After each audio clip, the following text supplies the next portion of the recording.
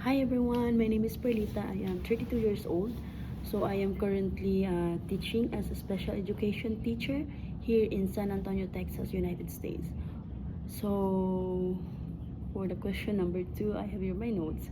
For the question number 2, what do I like to do for fun? So I love creating content such as my real experience as a sped teacher here. Another thing, I love traveling also. So I travel so far in Canada. I traveled so far in Mexico 2 times and other state here. So last time we went to Utah, Colorado, New Mexico, and Arizona last spring break.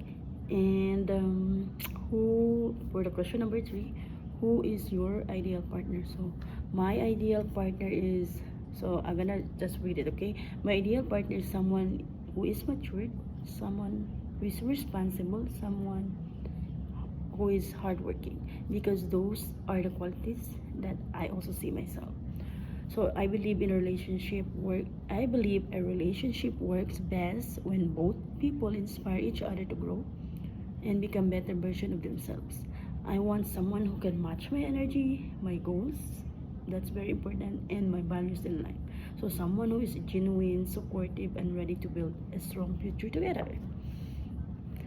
For the fourth question, why should me be the next 60 single?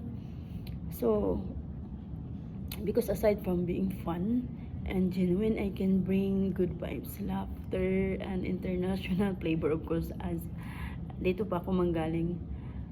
Plus, sanay ako sa challenging behavior because, I am handling SPED behavioral unit. So, feeling ko I am ready sa kahit anong plot twist sa love life.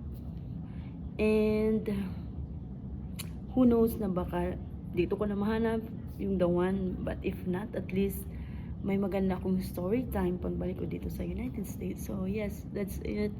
And yeah, have a good day.